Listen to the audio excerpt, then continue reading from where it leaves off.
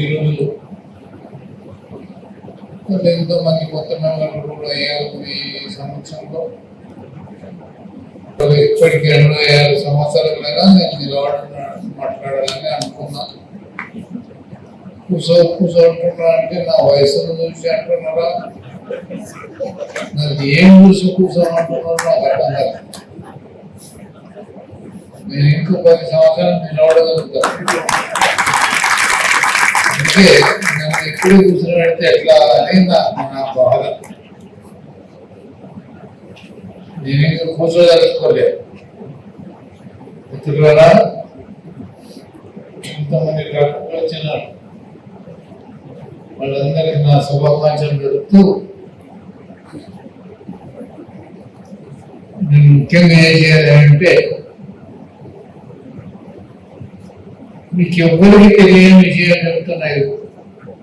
ఇంతమంది మాట్లాడుతారు, ఒక్కరికి కూడా తెలియదు. నేను చైర్మన్ గా నా టర్మ్ అయిపోయింది. ఇప్పుడు నేను ప్రస్తుతం పోలీస్ చైర్మన్ లేను, కానీ ప్రతి ఒక్కరు కూడా ఇంకోటి కూడా చైర్మన్ భావించే నాకు గౌరవం ఇస్తున్నారు. మీ అందరికీ నా నమస్కారాలు చెప్తూ 5 తారీఖు నుంచి మళ్ళీ ఇదే పోస్ట్ని ఎక్స్టెన్షన్ ఇస్తున్నాడు అని నాకు తెలిసిన విషయం.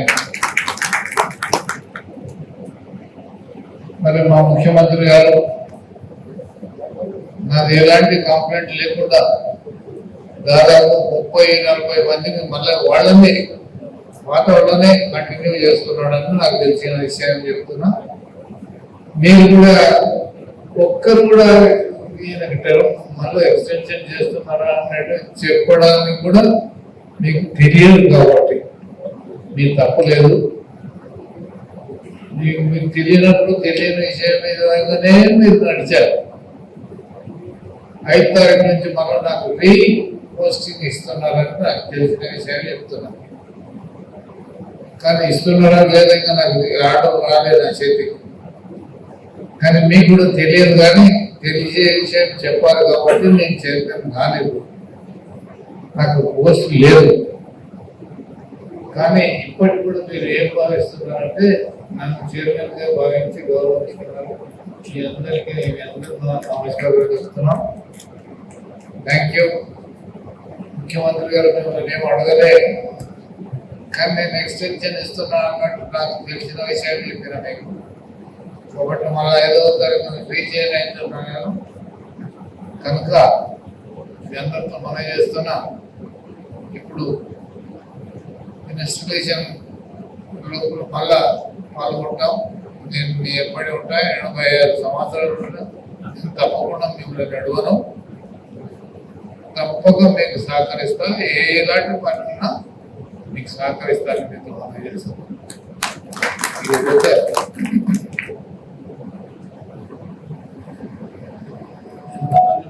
మాట్లాడినారు, మా సార్ కూడా మాట్లాడినారు. నటరాజు గారు ఎల్లప్పుడు మాకు ఎప్పుడు పిలిచిన నో అనుకుంటూ తప్పకుండా వస్తూనే ఉన్నాడు. ఆయన సేవలు కూడా పర్వాలేదు, మేము తప్పకుండా. అందుకే నటరాజుకు ధన్యవాదాలు చెప్తూ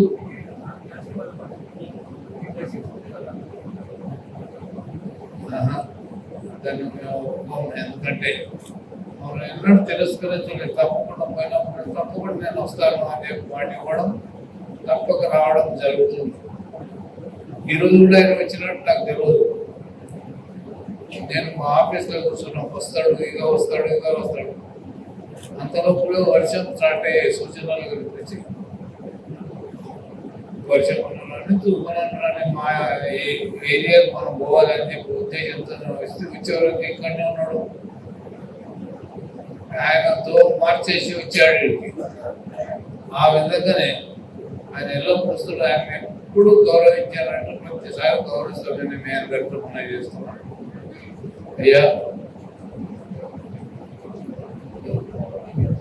కోసిగి నుంచి చాలా తక్కువ మంది వచ్చారు. నాకు ఇష్టం ఆయన కోసిగికి అన్నా నేను ఒక్కరి దాని మీద అత్యంతకు వస్తారు అన్నాడు. మరి నాకు తెలియదు, కానీ అన్నకి ఇష్టం పేరు మొదటిసారి ఉంది. మరి ఒక్కడు వచ్చాడు ఎందుకంటే ఒక్కడే కోరికకి అన్నా ఉన్నాడు, అంతకంటే ఎక్కువ లేరు అనే ఉద్దేశంతో వచ్చాడు. ఇంకెవరన్నా ఉంటే నాకు తెలియదు, నేను చెప్పలేదు. సారీ, నాకు తెలియదు కాబట్టి నేను చెప్పలేదు, క్షమించాలి.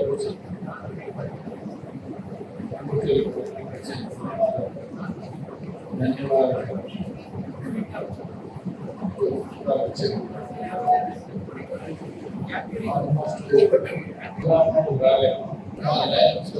మీటింగ్ ఫస్ట్ టైం లేడీస్ రావడం మీ అందరికీ నా నమస్కారం తల్లి.